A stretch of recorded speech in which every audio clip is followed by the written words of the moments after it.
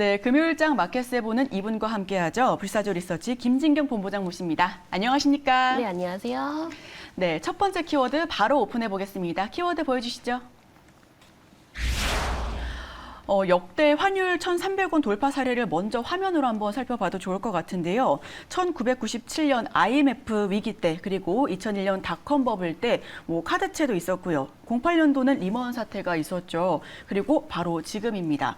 환율 1,300원 돌파의 의미와 주식시장에 미치는 영향에 대해서 먼저 한번 여쭤볼게요. 네, 일단은 전 세계 이제 경기 침체에 대한 우려가 이 외환시장도 좀 타격을 주고 있는 것 같습니다. 그러다 보니까는 이제 원달러 환율이 23년 만에 이제 심리전 맞이 노선이라고 불리는 이 1,300원을 좀 돌파하는 모습을 좀 보였었고요. 연초에 원달러 환율이 이 1,200원대에 올랐었을 때에는 반락할 가능성이 높겠다라고 시장에서 전망이 있었지만은 결국은 상황이 갑작스럽게 좀 변화가 되다 보니까는 조금 이제 1,300원대까지 좀 올라선 흐름이었던 것 같습니다. 특히나 최근 들어서 이 안전자산에 대한 선호 심리가 더욱더 심해지고 있고 또 위험자산 회피 심리도 좀 극대화가 되면서 이 원달러 환율에도 전체적인 상승을 좀 이끌었다라고 보시면 될 것 같고요.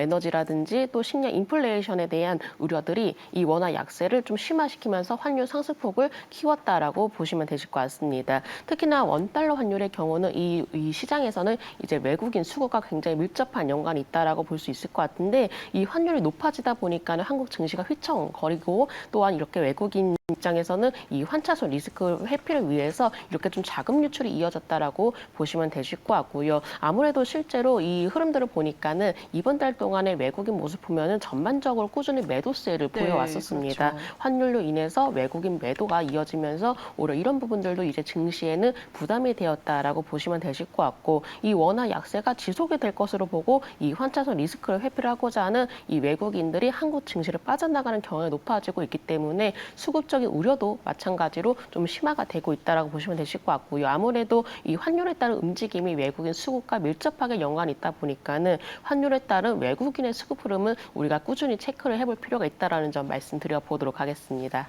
네, 외국인의 수급이 가장 중요한 부분 중 하나인데 이번이 조금 부진한 흐름을 계속해서 이어가고 있습니다. 이번에 크루드 오일 같은 경우는 일주일 만에 15%가 하락하면서 120불까지 내려왔고요. WTI 국제유가 역시 3%가 빠져나가면서 106달러 선에서 어제 거래가 됐습니다.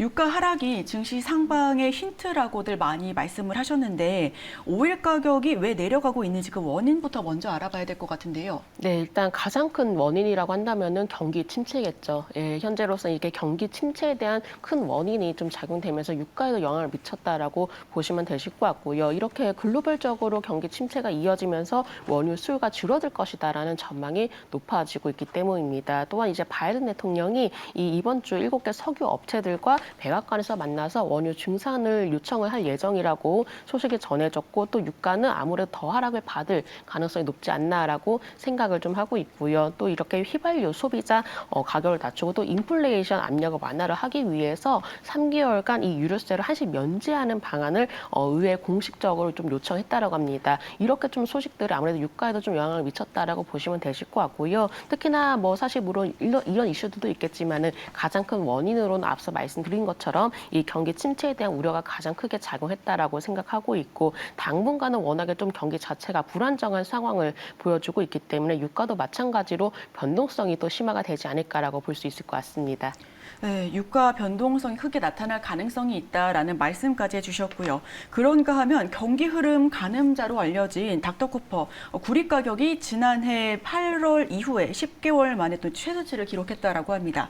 구리 가격을 보고 경기 침체를 예견하기도 한다던데 파월 의장도 침체 가능성을 시사하기도 했고요.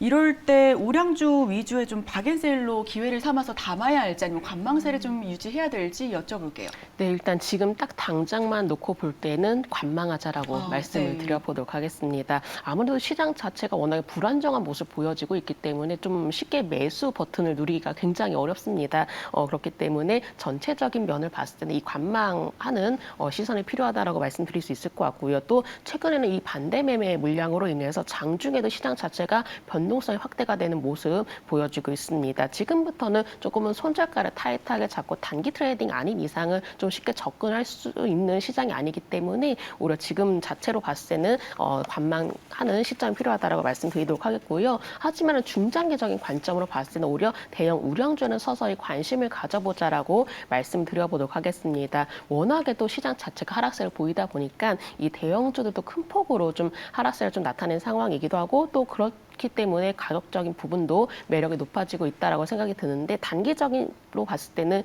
시장은 추가적인 변동성이 남아 있습니다. 하지만은 워낙에 이제 시장 자체가 민감하게 반응하다 보니까는 유독 이슈라든지 테마에 좀 집중되는 이 시장 흐름 보여지고 있는데 하지만 시장이 또 어느 정도 바닥을 잡고 완만하게 반등세로 돌아섰을 경우에는 오히려 좀 테마주에 민감한 종목보다도 조금은 그동안에 많이 하락했었던 우량주로도 관심이 몰릴 가능성이 있기 때문에 오히려 지금 당장보다는 지금부터는 대형 우량주로 관심은 가져볼 필요가 있겠다라는 점 말씀드리도록 하겠습니다. 네, 그동안 낙폭이 과했던 대형 우량주 위주로의 매수가 괜찮다라는 말씀을 해주셨는데 지금은 그런 하락장에서의 대응 관점을 말씀해 주셨잖아요.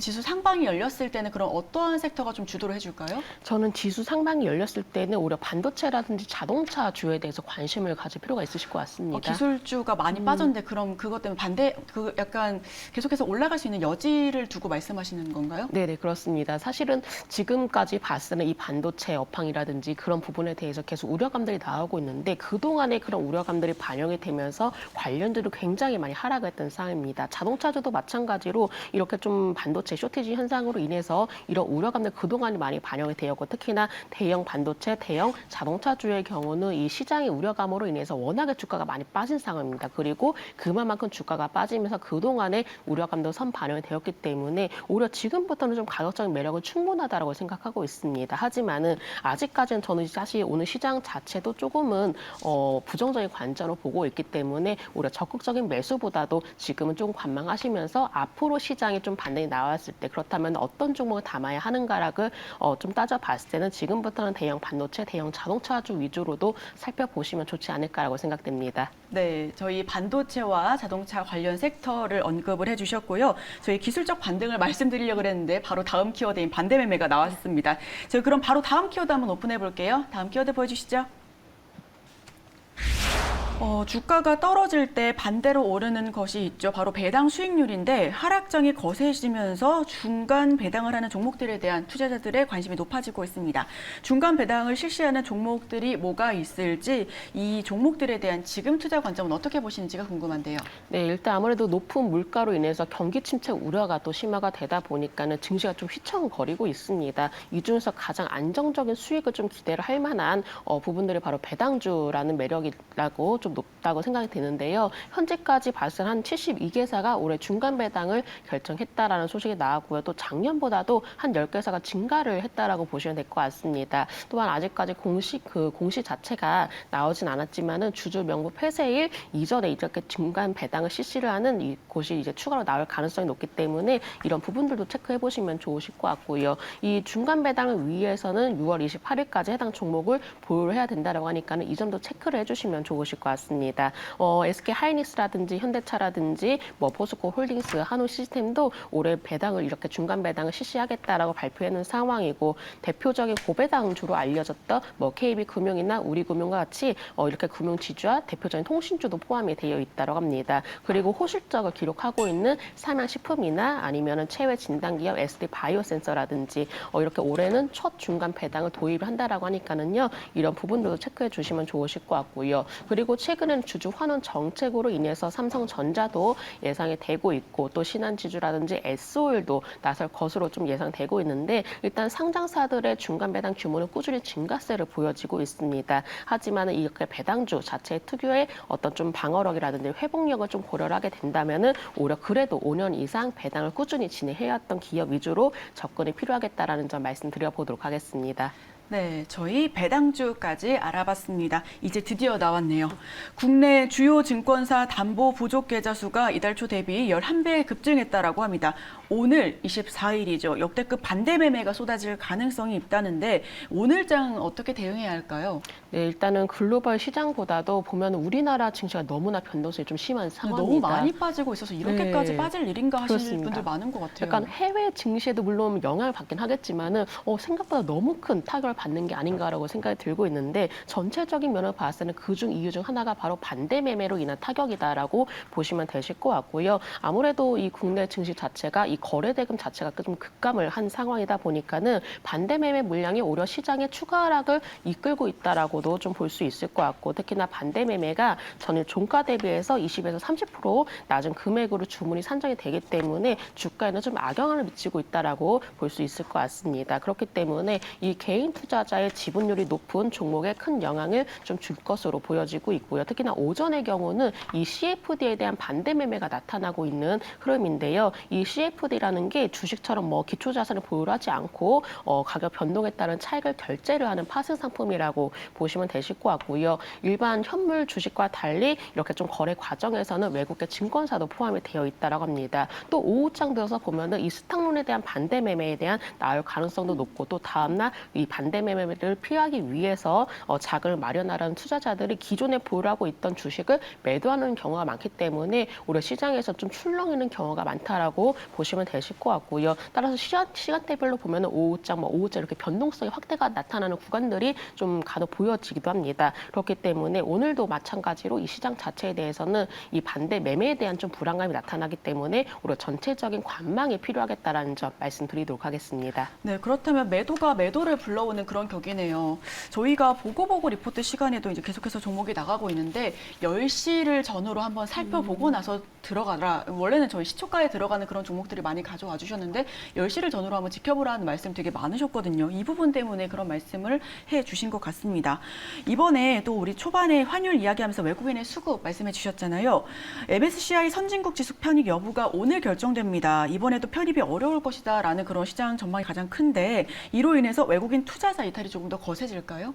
네, 일단은 이 검토 대상국 발표를 앞두고 이제 지난 9일에 MSCI가 이 공개한 시장 접근성 평가에서는 좀 아쉽게도 사실상 낙제점을 좀 받았다라고 합니다. 특히나 우리나라의 경우는 이 외국인 투자자들을 위한 어떤 정보가 좀 불충분하기도 하고 또 기업의 지배구조 문제라든지 또 공매도 제한과 같이 여러 가지 이유로 인해서 이렇게 좀 개선이 필요하다라는 지적을 받았다라고 하는데요. 이 한국 증시가 선진국 지수로 만약에 승격하게 된다면은 물론 외국인 자금 유입이 기대가 될 수 있을 것 같습니다. 또 급격하게 자금 유출입도 좀 줄어들면서 신흥국으로 분류될 때보다 변동성 완화도 좀 기대가 되고 있는데 하지만은 이번 선진국 지수 편입이 좀 불발이 확정이 되게 된다면은 물론 이에 따른 실망감도 있지 않을까라고 볼 수 있을 것 같습니다.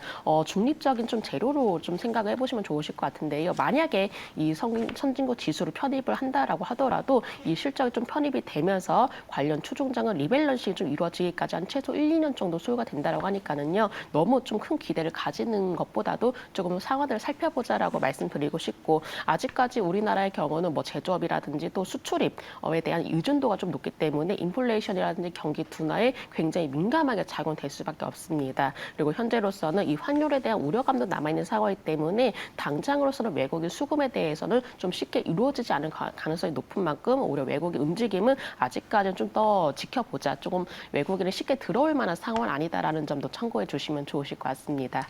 네, 저희 지금 외국인 투자자 이탈이 굉장히 거세지고 있고 이번 달 들어서도 외국인 수급세가 개선이 되지 못하고 있는데 이 점 참고 부탁드리고요. 저희 마지막 키워드 바로 오픈해 볼게요. 올해 20조 원의 적자가 예상되는 한전이 자산 매각 등 자구 노력을 하고는 있지만 적자의 부정적인 여론이 한전 내부로 겨냥되는 것에 대해 강력하게 반발하고 있다고 합니다. 러시아발 에너지 폭탄으로 올 여름 겨울 에너지 대란이 예고된 가운데 에너지 대란에 대응할 수 있는 국내 관련주가 뭐가 있을까요? 네, 일단은 아무래도 좀 에너지 대란 한다면 앞으로 신재생 에너지에 대해서는 더욱더 관심이 높아지지 않을까라고 생각이 듭니다. 뭐 풍력이 될 수도 있고 태양광이라든지 원전이라든지 여러 이렇게 좀 관련주들이 바로 에너지 대란 속에 있는 이렇게 좀 집중이 되고 있다라고 보시면 되실 것 같고요. 현재도 이 시장 속을 좀 보면은 오히려 에너지 관련주들이 이 어려운 시장에서도 들썩이는 모습을 좀 나타내고 있는 상황입니다. 당분간 에너지 대란으로 인해서 아무래도 이슈가 몰리지 않을까라고도 볼 수 있을 것 같고 그리고 또 이 안에서는 빠르게 순환매가 좀 돌고 있는 모습도 나타내주고 있는데 워낙에 시장 자체가 어렵다 보니까는 잠깐 오르고 또 하락 전환하는 모습도 지금 자주 보여지기도 있기도 하고요. 단기적인 이슈로 좀 작용될 수 있겠지만은 오히려 지금 전반적으로 시장 자체가 어려운 상황이기 때문에 현재로서는 저는 주의가 필요하다라고 말씀을 드리도록 하겠습니다. 차라리 지금보다도 이 시장이 어느 정도 좀 안정이 된 이후에 종목별 옥석 가리가 더 필요한 시점이다라고 볼 수가 있기 때문에 에너지 관련주에 대해서는 지금 당장으로서는 시장에 따른 관망 의견 드리도록 하겠고요. 시장이 안정된 이후에 살펴보자라는 점 말씀드리도록 하겠습니다. 지금은 뭐 주도 섹터나 테마를 뭐 찾아서 쫓기보다는 또 개별 옥석 가리기보다는 시장 관망세와 앞으로 시장이 어떻게 이제 개선되는지 그런 여부를 꼼꼼하게 따져봐야 할 것 같습니다. 지금까지 금요일장 마켓세븐 불사조 리서치 김진경 본부장과 함께했습니다. 오늘 말씀 고맙습니다. 네, 감사합니다.